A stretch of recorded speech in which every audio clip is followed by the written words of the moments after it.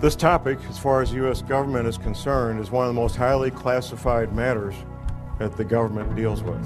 I've interviewed dozens of people, read thousands of pages of books, watched a number of documentaries, and still get new information every week. What you'll be hearing in this presentation is a very compact version of what's taking me literally 27, 28 years to learn. 2016, things will start to get bad.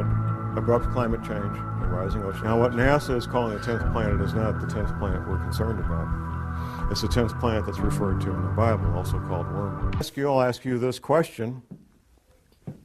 Would the federal government of the United States of America lie to you? That's the response I expect. Laughter. Of course they would. And they have for decades. Because of what I do and what I do professionally, I interact with people involved with law enforcement, including the FBI. I was working on a project with a couple of FBI agents, and we're having lunch one day, and we'd gotten to know each other a little bit. And I thought, well, I'll ask this guy the question, what happened with John Kennedy when he was shot? Now, the man I was asking this was not just a run-of-the-mill FBI agent. He was a supervisory level FBI agent. Within a few years of retirement, he's now retired. And I kind of put him in a box because if he told everything he knew, he was jeopardizing his career and his pension. But if he said, John, the Warren report was exactly accurate, then I would know that he was a nutcase, because nobody believes the Warren report.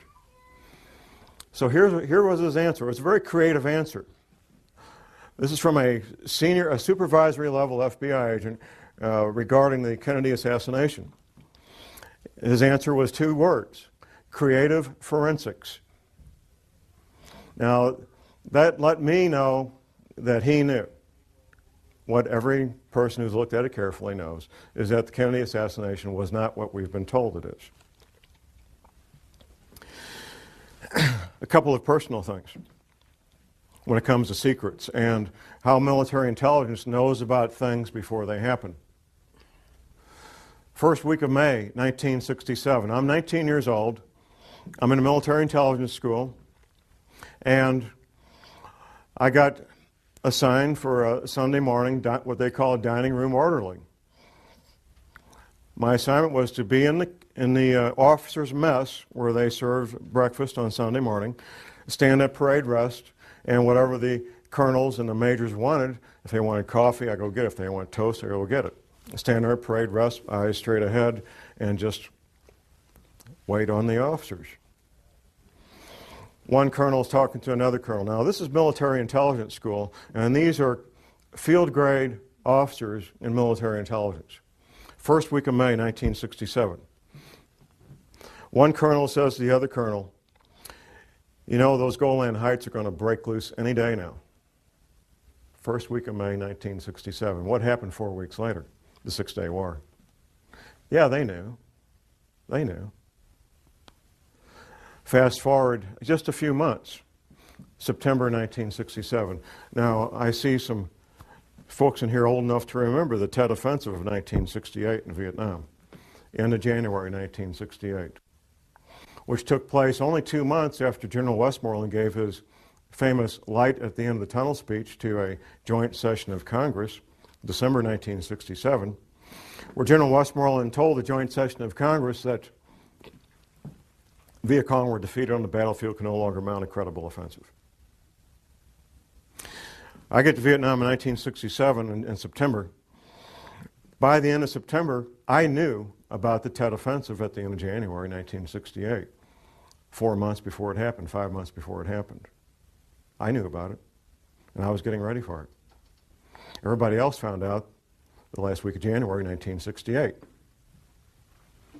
You better betcha, the people in military intelligence, they know about things before they happen.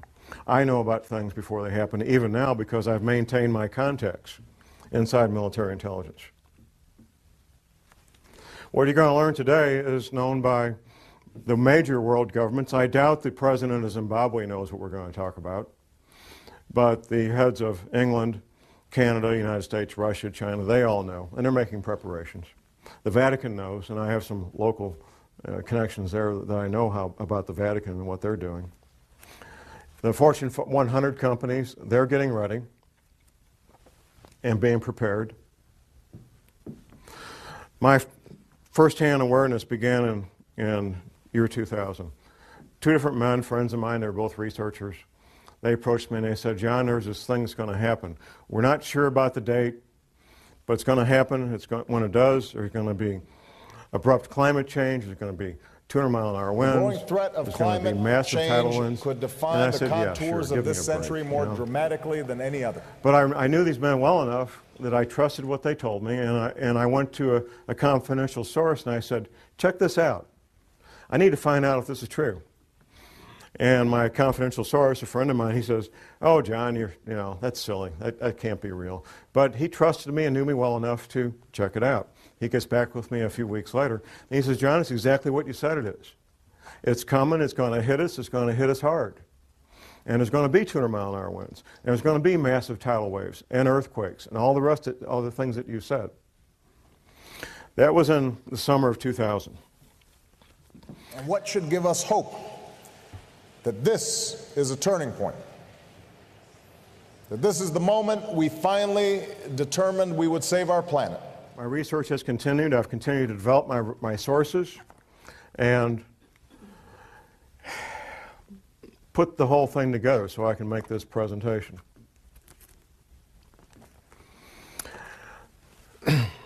I've got copies in the lobby that I'll make available for anybody that wants it. It's the Department of Defense study done by a private think tank about abrupt climate change. Now, the Department of Defense spent many thousands of dollars to have this private think tank put this paper together. And I've got a quote from this, and this, what I've got out here that you can get is the open source unclassified version. The classified version I haven't been able to get my hands on. But here's the first paragraph of that paper by Peter Schwartz and Doug Randall. Recent research, however, suggests that there is a possibility that this gradual global warming could lead to a relatively abrupt slowing of the ocean's thermohaline conveyor, that's the Gulf Stream, ladies and gentlemen, which could lead to harsher winter conditions, sharply reduced soil moisture, and more intense winds in certain regions that currently provide a significant fraction of the world's food production. With inadequate preparation, the result could be a significant drop in the human carrying capacity of the Earth's environment.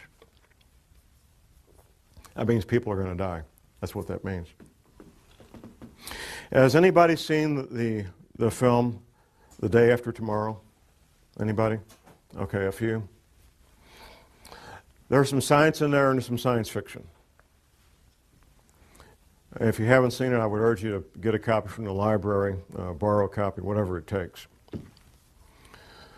The opening scene is something, it's a dramatic interpretation of what really did happen, which was Larsen Ice Shelf B breaking away from the Antarctic continent. That really did happen. Very dramatic event. Now, some of the science in there is what will be happening in the future with abrupt climate change. The science fiction in that film is what's going to cause it. And the science fiction is human activity creating CO2 greenhouse gases. That's the science fiction. There's three characters in that movie. They're oceanographers, and they're on a little island off the coast of Scotland. And quite frankly, they could be anywhere because you can do this from your home if you've got internet access. There's buoys out there in the Atlantic that give 24-hour, 7-day-a-week readings of the ocean temperature. And anybody can do this any place. You don't need to be on a little island off the coast of Scotland. So they're sitting there watching the ocean temperatures off the coast of Scotland. And then there's a dramatic drop in temperature on one buoy, then another buoy, and so forth. And what they're watching is the North Atlantic thermohaline conveyor, which is also called the Gulf Stream. From my private sources, I know that in real life, not in Hollywood films, but in real life, PhD oceanographers, 24 hours a day, 7 days a week, are actually doing that on both sides of the Atlantic, and they're very, very concerned. Just a couple of years ago, there was an announcement that the Gulf Stream had slowed down by 30%. My private sources tell me it's been more than that. Now here's the deal.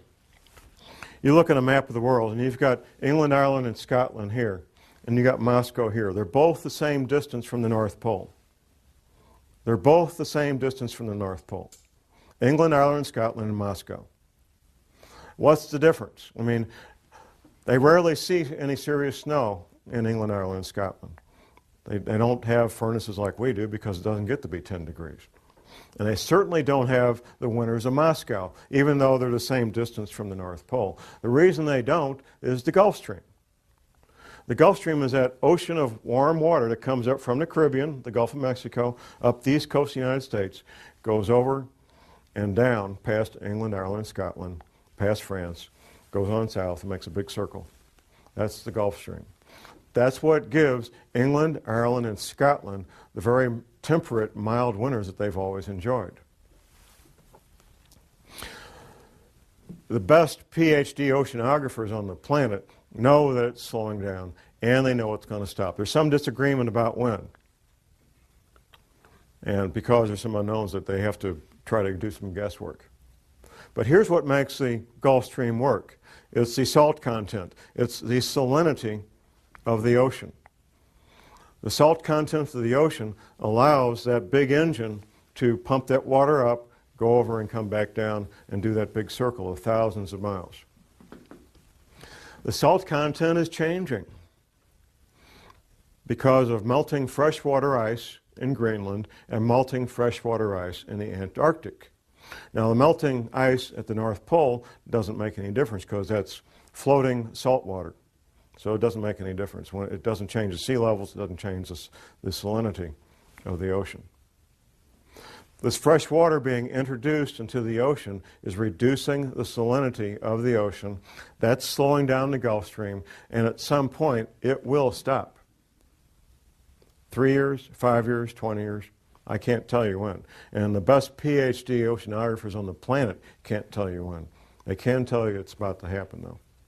As I started tracking this matter of abrupt climate change and rising ocean levels, I incorporated into casual conversations with people I knew and came in contact with. I was having lunch one day with a friend of mine. This friend is a veteran of the U.S. Navy Submarine Corps. And I was talking about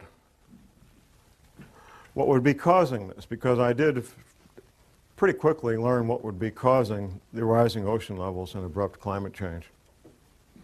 And my friend starts telling me what he heard at a classified U.S. Navy briefing. And he went on and on about how the Navy had told everybody in the submarine corps about rising ocean levels and what that would mean and why Navy retirees should consider moving to the Arkansas, Missouri Ozarks, because the Navy was telling, and is still telling these men, that the Arkansas, Missouri Ozarks are one of the known safe havens when all these events take place. Later that night, I got home and I was thinking about our conversation, and something occurred to me that hadn't occurred to me while the two of us were together, and it occurred to me that we were talking about the same thing. I was talking about the cause, and he was talking about the effect. At that point, I also remembered a map that a patient of my wife's a chiropractor, had brought in and showed my wife back in the mid-'80s, of what North America would look like after the oceans rose to their new levels. Now, at the time, I thought, this lady needs a tinfoil hat real bad. That's the only thing I could think of. It was a beautiful full-color map done by a psychic. But I always remember the map. I have a very good memory about things that I choose to remember. And I thought about this map, and I called my friend on the phone, and I said, I got this map. I want to send it a copy of it. I got a little copy I found on the internet, 4 by 4 inches. So I sent it to him by email. And my friend looks at it, and he says, well, from the Rocky Mountains east, it's very accurate compared to what the Navy showed us, with one exception. Wisconsin's gone on the Navy's map. Wisconsin is still there on Scallion's map, Gordon Michael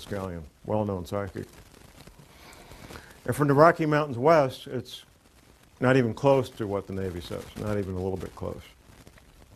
So I went ahead and ordered a copy of Skyline's map, a full-size version of it, and I get together with my friend, and he goes over the entire coast of the United States, East Coast, Gulf Coast around Florida, down to Texas, West Coast on up to Washington. And he shows me in great detail where the Navy said the new shoreline was going to be. He also told me that the East Coast would take damage up to the Blue Ridge Parkway. Now, the Blue Ridge Parkway runs north-south on the east side of the Appalachian Mountains, about 100 miles from the coast.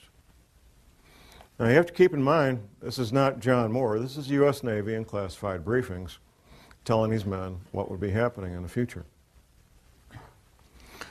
Since talking to my friend, I've also interviewed 3 more Navy veterans.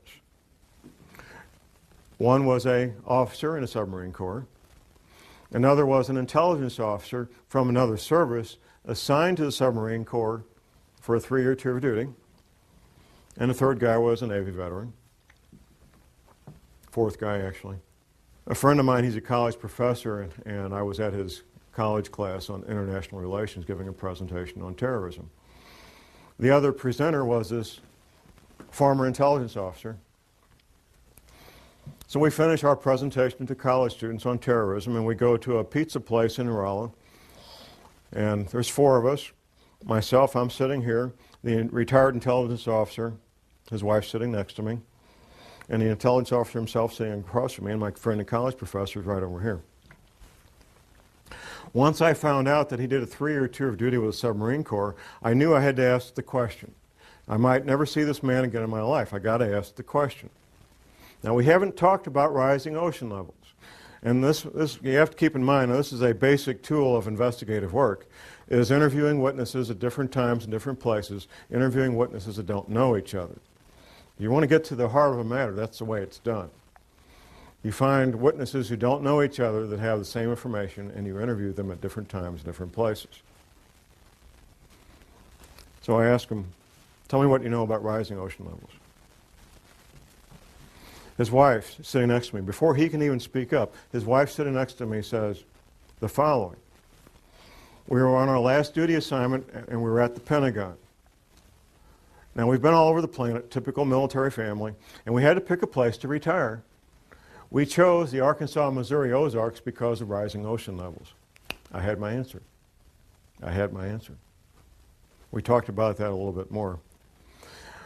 A few weeks later, I made a lunch appointment with him, and I brought the map with me that I'd revised after going over with the first submarine veteran.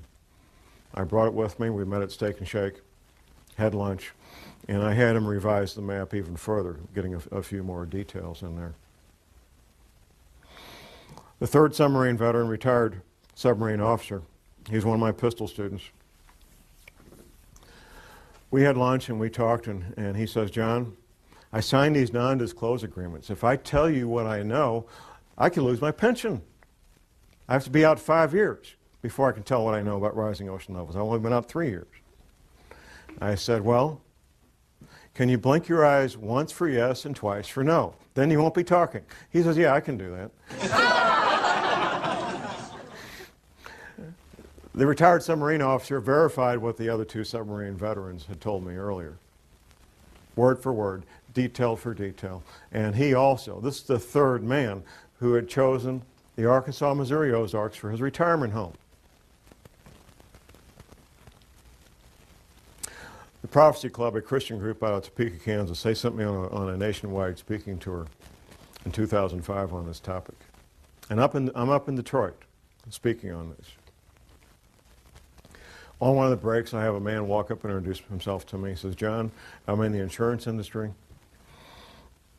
And we've wondered for years, us in the insurance industry, why is there such a cluster of retired Navy people in the zip codes of the Arkansas, Missouri Ozarks? Now I know. Now I got my answer. The Navy knows. Another pistol student of mine, a retired Navy guy, I said, what's the altitude of your new home? He told me to the foot the altitude of his new home. How many people can do that? Almost nobody. He told me to the foot the altitude of his new home in the Arkansas, Missouri Ozarks. Absolutely he did.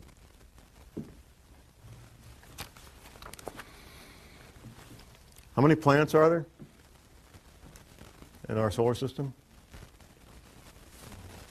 9? Okay. NASA. Never a straight answer. NASA. July 29th, 2005, announced the finding of the 10th planet, named Xena.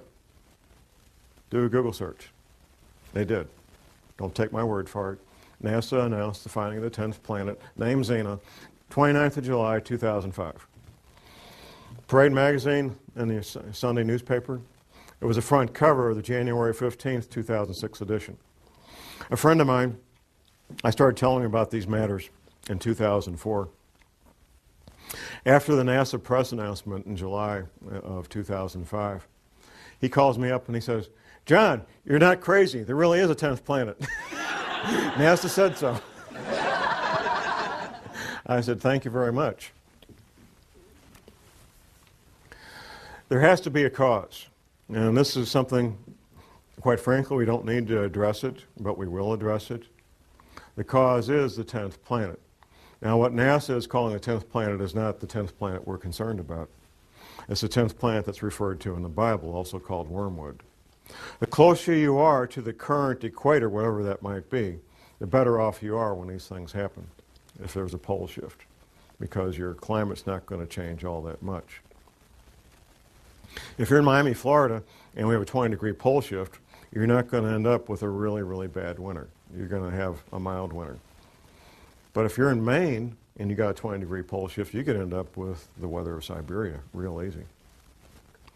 And when this 10th planet comes through our solar system every 3,600 years, it just causes severe problems on our planet.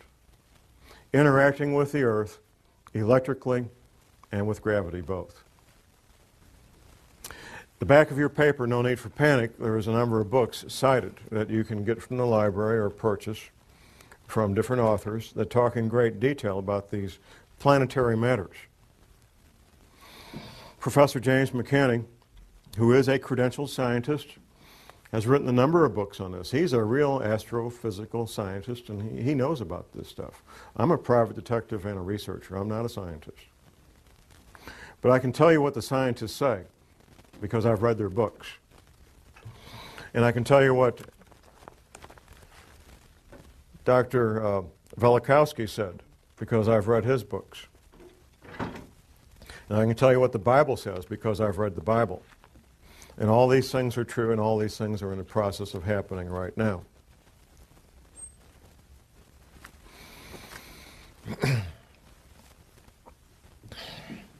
It took me a while to figure this out, for the following reason. All these Navy veterans, they were all told about abrupt climate change and rapidly, violently rising ocean levels. And I was trying to figure out, and I finally figured out in the past 12 months, where is all this water going to come from? Because the men that I was interviewing, they were in the audience, like you guys. They weren't the scientists. The Navy just told these men in these classified briefings what would be happening. They didn't tell them how or why. They didn't need to know. But they told them what would be happening. They told them that these oceans would become violent and have massive, violent tidal waves that would wipe out all areas near the coast. Up until last year, I was thinking, oh, melting ice at Antarctica, melting ice at Greenland. But how could it melt that fast? Well, it can't melt that fast, even with what we're going through. It turns out the answer was right in front of me all the time. There's a quote from Velikowski that I'll be reading here in a moment when we get to it. It turns out that the knowledge is something all oceanographers know, and a lot of people in geology departments in every university knows. There is a bulge of water at the equator. Now we're talking about sea level here. Sea level is measured at Cornwall, England. It's a couple hundred years ago, England was kind of running things when it came to oceans, and they got to pick where to measure sea level, and they measured it at they got a big rock, and there's a line there. That's sea level. It turns out that sea level varies as much as 494 feet up and down from that rock in Cornwall, England. Now that's like a 50-story building. I mean, it's a lot of water. And there's a bulge of literally millions of cubic miles, 1 mile by 1 mile by 1 mile, cubic miles. Millions of cubic miles of water bulge at the equator of this planet. It wasn't common knowledge for John Moore, I found out. It's not common knowledge for most people. It's held in place by two things, the rotation of the Earth and gravity. Anything that changes our true north, our pole, by more than just a couple of degrees will cause that water to be disrupted. And there's a technical term for it, slosh. And there's records locked up in bones and stone of this having happened in the past. Velikovsky talked about it extensively in his books. Talk a little bit about this water damage. You have a map in your handout. Now, from Washington, D.C. to Boston is basically one big city. Since World War II, that's what it's become. One big city. All that's going to be gone. Going down the coast to Atlanta and down to Florida. Florida, the highest point in Florida is on the Panhandle, 55 feet above sea level. Florida's finished, except for a small part of the isthmus, maybe. And that's a big maybe.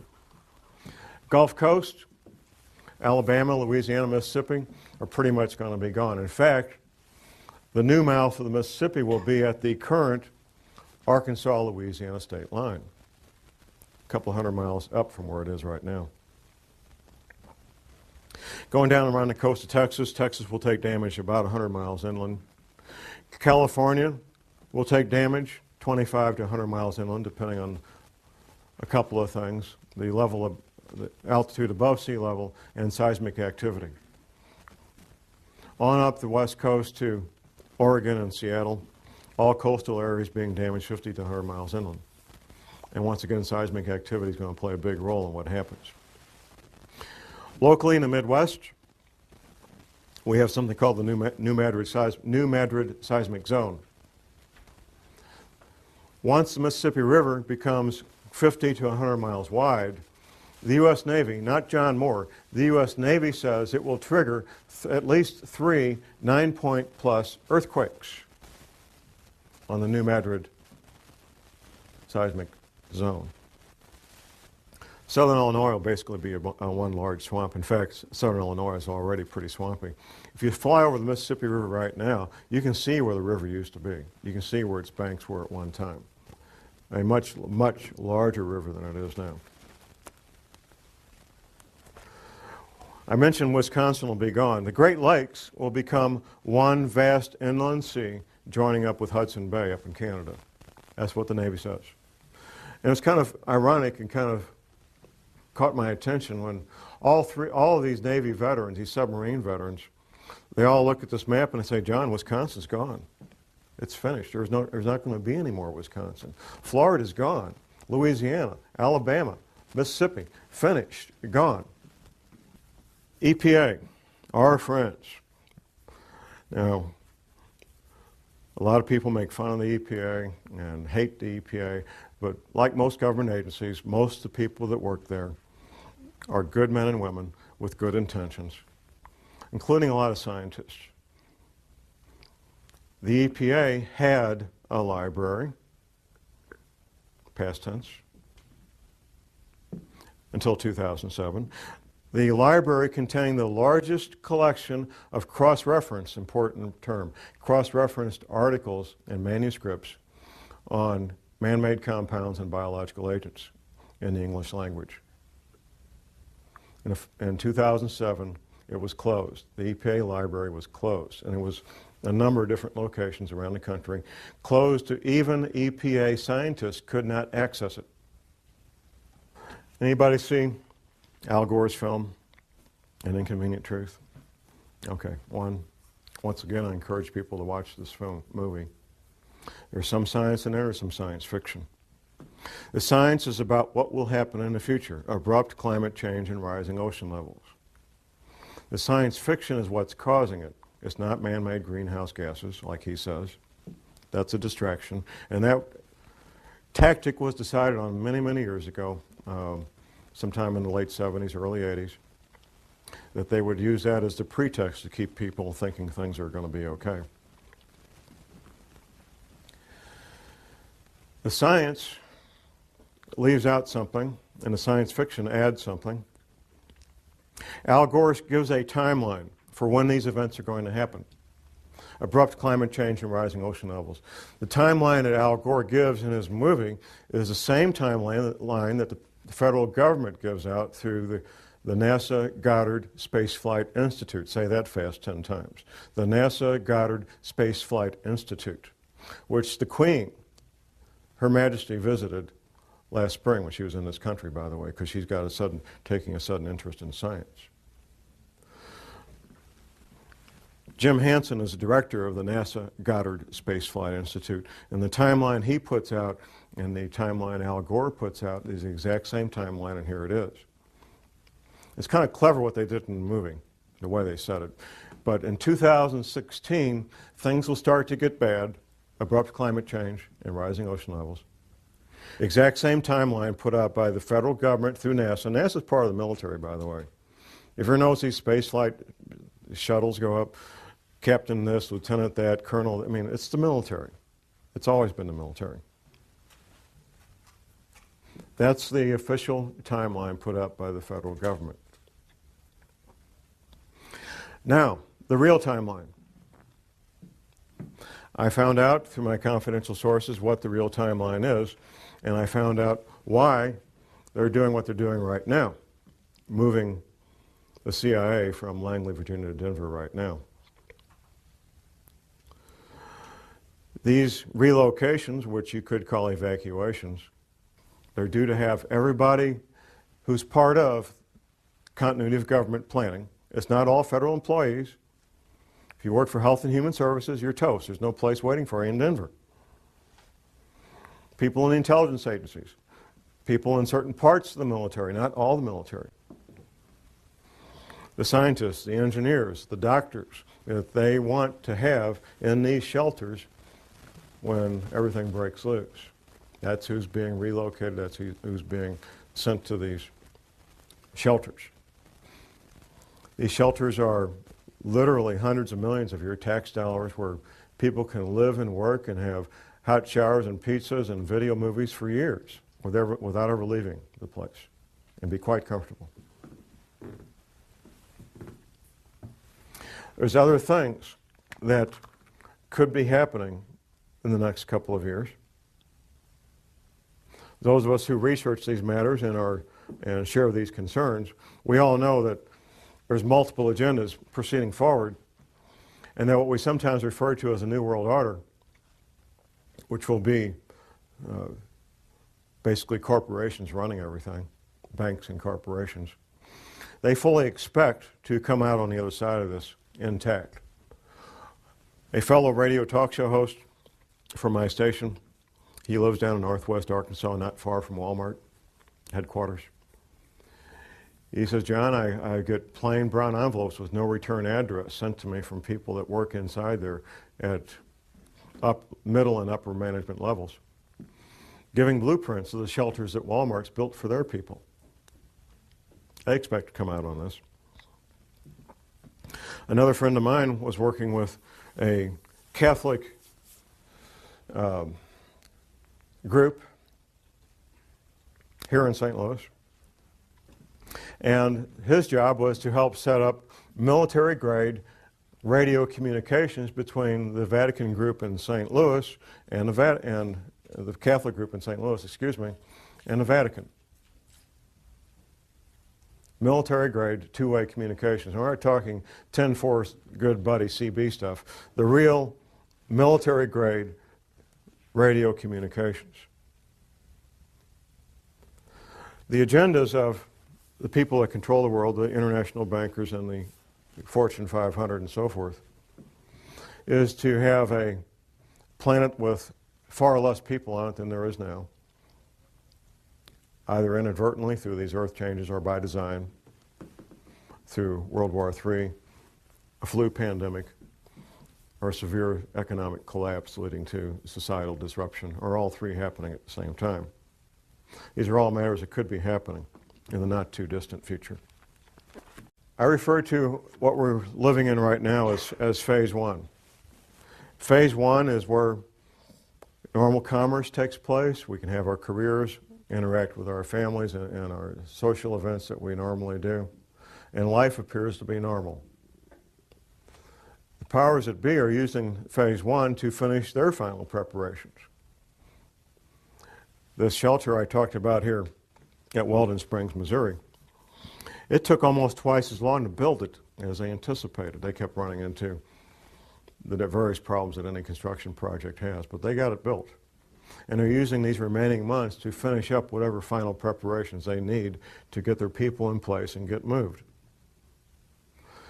Phase two will be when these earth changes events, abrupt climate change, bizarre weather, earthquakes, tidal waves, all become so numerous that they become daily news. In fact, when I meet people out in the street, almost everybody comments on how bizarre the weather has become. And that's pretty much a topic of daily discussion. The government, the powers that be, will claim that these bizarre weather-related events are related to global warming. And when they're happening, that we need to start cutting back on our creation of CO2 greenhouse gases. Since I've been watching these matters the past 9 years, I watched it incrementally become a bigger and bigger media event, up to the point where Al Gore got the Academy Award for Best Documentary in 2007. Then it was like, we're off to the races.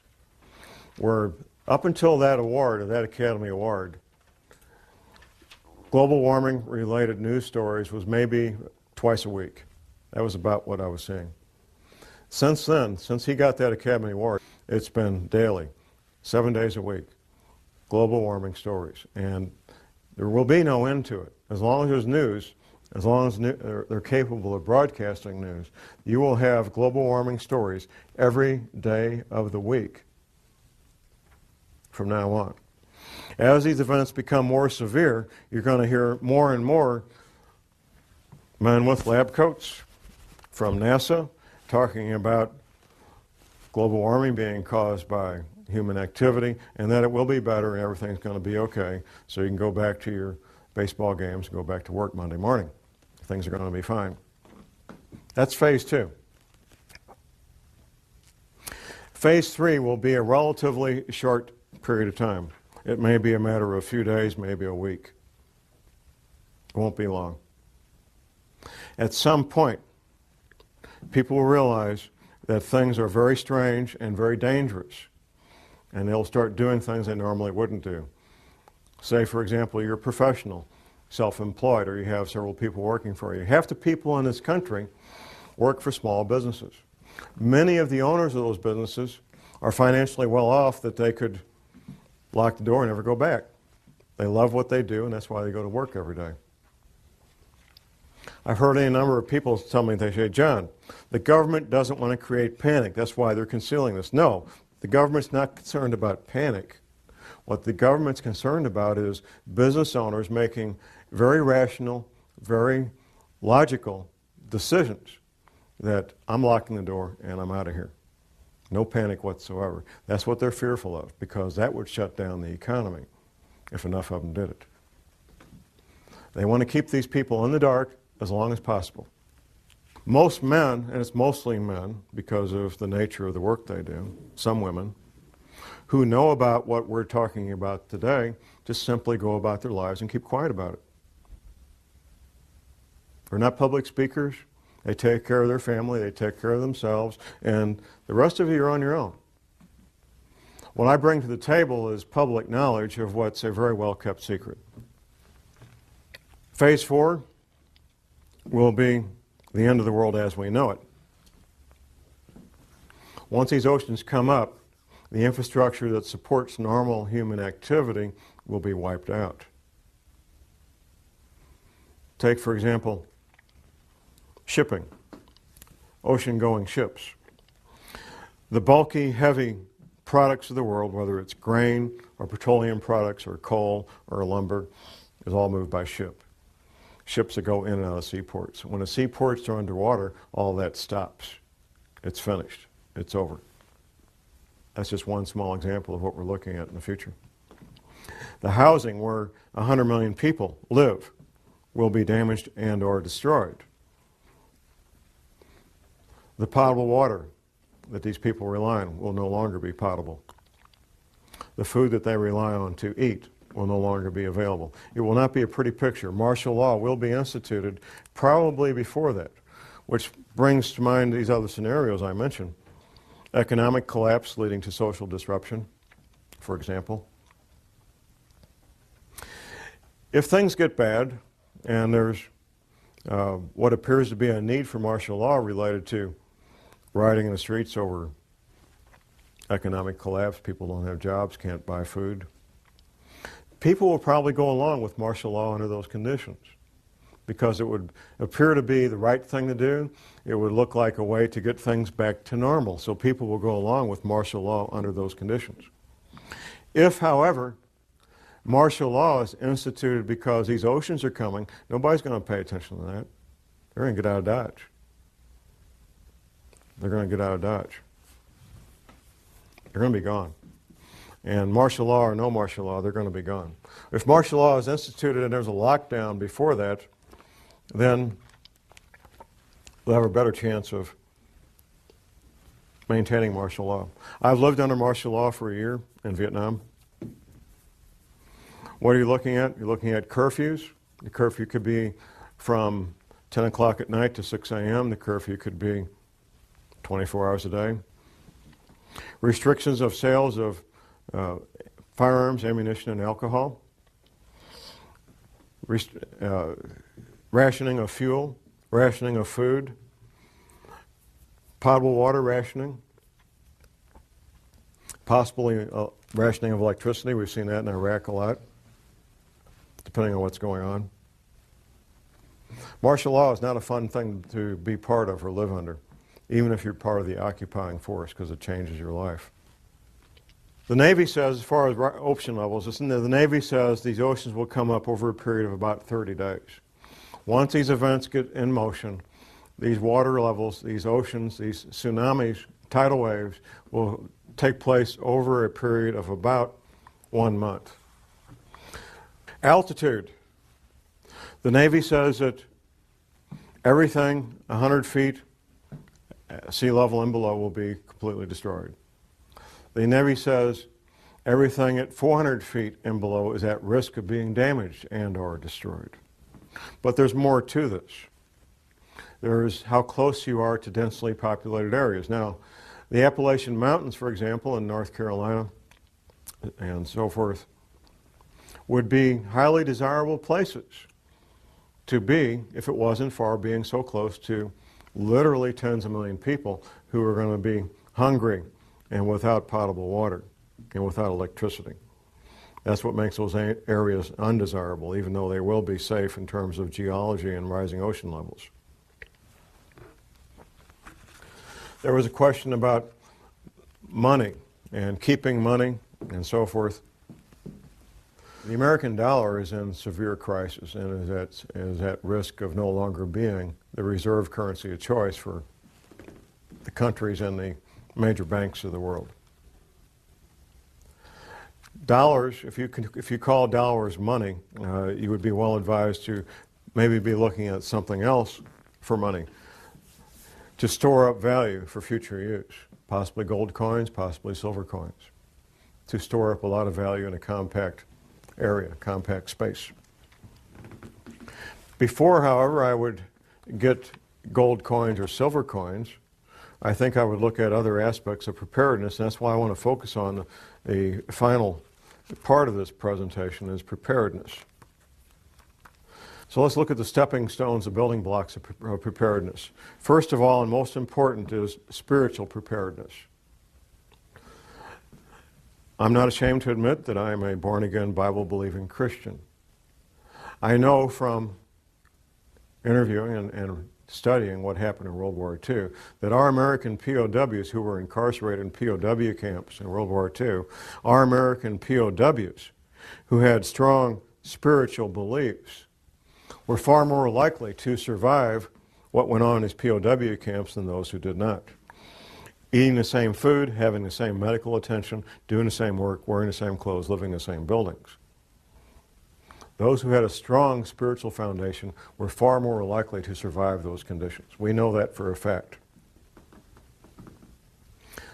It's not my job to tell you what your spiritual beliefs should be. My job is to tell you you need to have strong spiritual beliefs, whatever that might be for you. Next comes skills. And there's a lot of skills I'm going to advocate. I'm going to look at my list here so I don't miss any of my list of skills. And I'm going to come back and read you what Dr. Velikowski wrote about what might happen. The skills of a farmer, a gardener. You will be growing your own food. The skills of a paramedic. Now we get so used to, if somebody gets injured, we dial 911, and in a few minutes there's a wonderful shiny ambulance with these highly trained technicians. They got all the stuff they need to save life. In a future where things no longer work like we're used to, you're going to be your own paramedic, or you're going to sit there and watch your loved one bleed to death from a chainsaw accident or whatever it might be.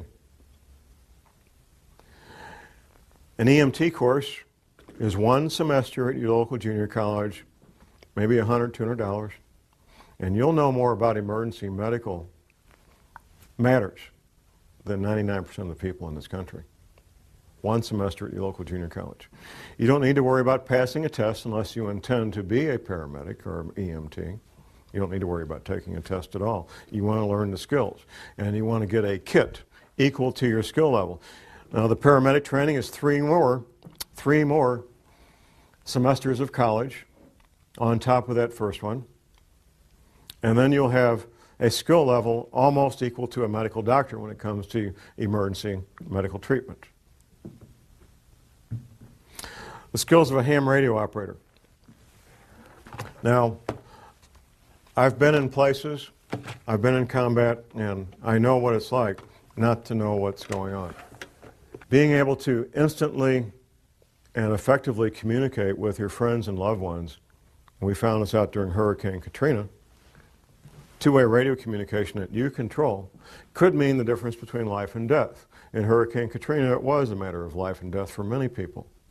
The ability to communicate with their loved ones, let them know they were okay, ask for help, or be able to give help. The skills of a backpacker, being able to carry everything you need on your back, your shelter, your clothing, your hygiene needs. Being able to clean yourself out in the field, prepare food out in the field, and do so in a manner that doesn't make you sick. Being able to take water out of a stream and filter it so you can drink it without getting sick. All the things that a backpacker knows, the skills of a soldier. In a severe crisis like Hurricane Katrina, for example, you're your own cop, you're your own soldier, or nobody's protected. That's what it comes down to. You become your own soldier, you become your own police officer, and you protect your loved ones because of these skills that you learn.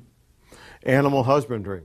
In a severe long-term crisis, having goats and sheep and chickens and ducks and rabbits can mean the difference between a fairly good and healthy diet and one that's terribly lacking in protein. It's extremely difficult to get the protein you need from an all-vegetable diet. Extremely difficult.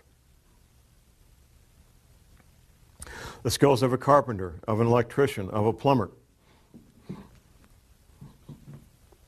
Things that we may call up a professional to do now, you will be on your own to make these repairs. The skills of an automobile mechanic. All these skills take years to learn, and you can't learn them out of a book, at least not and be very effective. There's some things you can learn out of a book, but without practical application, you're just guessing at how this stuff works.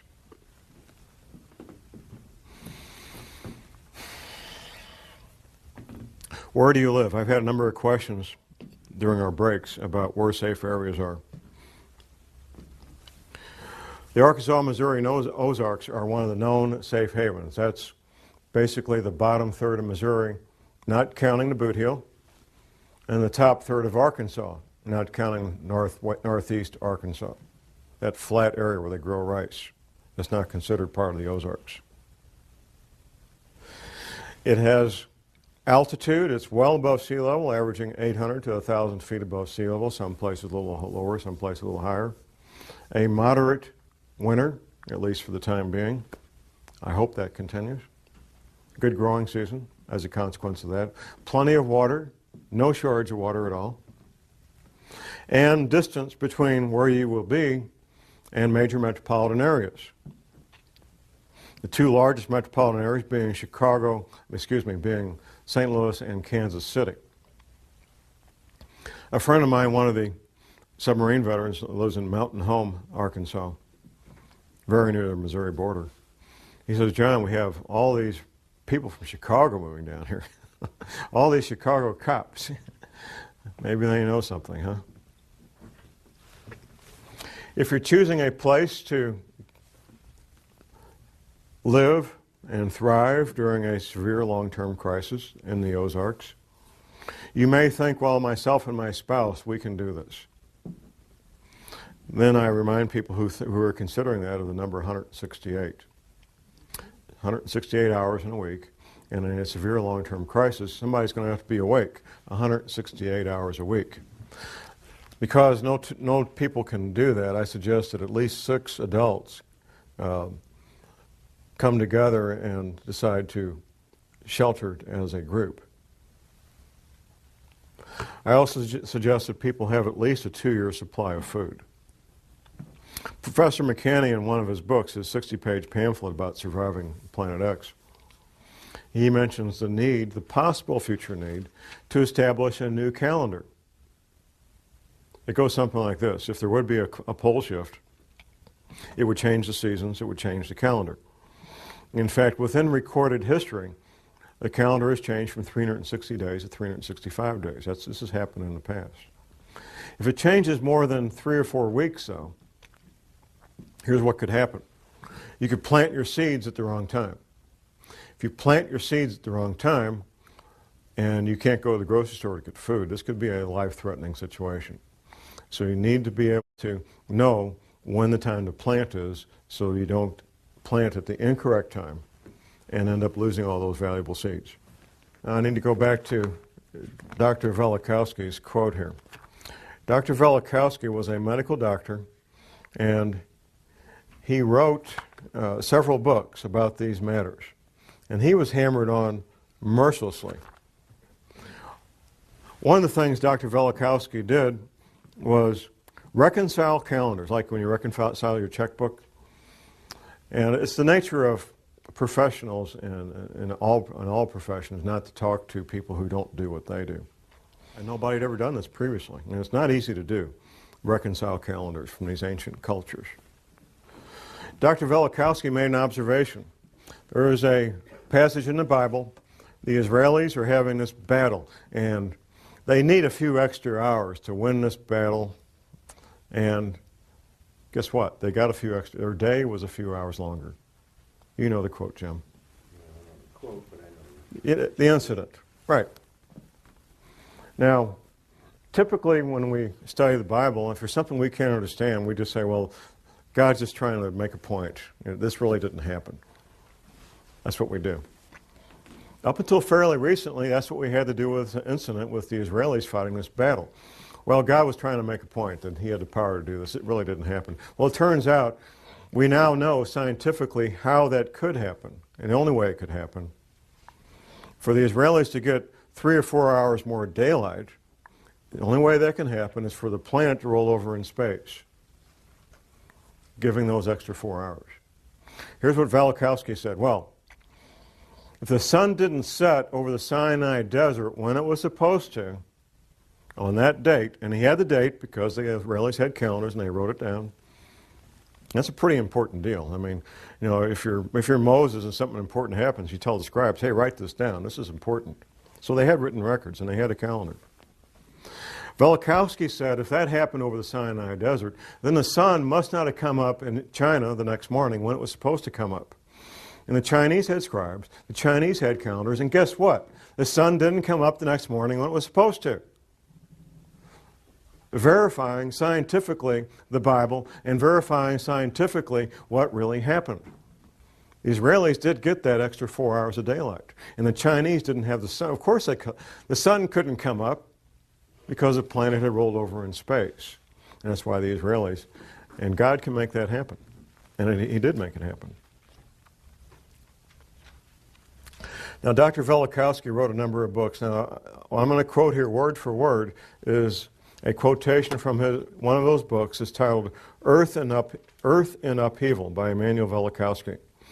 Now, what he's doing here is giving this is one page of one book. One page of one book. He's giving a very compact, highly condensed observation of what happens in a pole shift. Observations based on what he found going around the planet and finding the evidence. It's titled A Working Hypothesis. Let us assume as a working hypothesis that under the impact of a force or the influence of an agent, and the Earth does not travel in an empty universe, the axis of the Earth shifted or tilted. At that moment, an earthquake would make the globe shudder. Air and water would continue to move through inertia. Hurricanes would sweep the Earth, and seas would rush over continents, carrying gravel and sand and marine animals, casting them on the land. Heat would be developed. Rocks would melt, volcanoes would erupt, lava would flow from fissures in the ruptured ground and covered vast areas. Mountains would spring up from the plains and would travel and climb on the shoulders of other mountains, causing faults and rifts. Lakes would be tilted and emptied. Rivers would change their beds. Large land areas with all their inhabitants would slip under the sea. Forests would burn. Hurricanes and wild seas would wrest them from the ground on which they grew and pile them, branch and root, in huge heaps. The seas would turn into deserts, their waters rolling away. And if a change in the velocity of the Earth's rotation, slowing it down, should accompany the shifting of the axis, the water confined to the equatorial oceans by centrifugal force would retreat to the poles, and high tides and hurricanes would rush from pole to pole, carrying reindeer and seals to the tropics and desert lions into the Arctic, moving from the equator up and down the mountain ridges of the Himalayas and down the African jungles, and crumbled rocks torn from splintering mountains would be scattered over large distances. And herds of animals would be washed from the plains of Siberia. The shifting of the axis would also change the climate of every place, leaving corals in Newfoundland and elephants in Alaska, fig trees in northern Greenland, and luxuriant forests in Antarctica. In the event of a rapid shift of the axis, many species and genera of animals on land and in the sea would be destroyed, and civilizations, if any, would be reduced to ruins. It paints a pretty bleak picture, and hopefully that won't be what we're in for. I can't stand here and prognosticate exactly what we're in for. I can tell you for a fact that the federal government has been spending hundreds of millions of your tax dollars getting ready for this since at least 1979, at least. That the Fortune 100 companies, or at least many of them, I don't know which ones, but many of them know about this. The major governments know about this and are making preparations. China and Russia both know about this and they're taking what precautions they think are important and need to be done. There's a lot of people and a lot of entities that know about this. I don't know what else I can tell you. I've answered every question that I'm aware of. My passion is to help people be safe. I've seen the consequences of not being prepared. I've seen violent death firsthand. I've smelled the bombs. I've seen the bleeding bodies. I've heard the screams of the people dying in agony. And it's not a fun place to be. My passion is to see people be safe. And I'll do anything I can to help people be safe and be prepared. That's my passion. That's why I'm up here doing this. And with that, I will ask that God bless you all and that God bless this country. And thank you very much.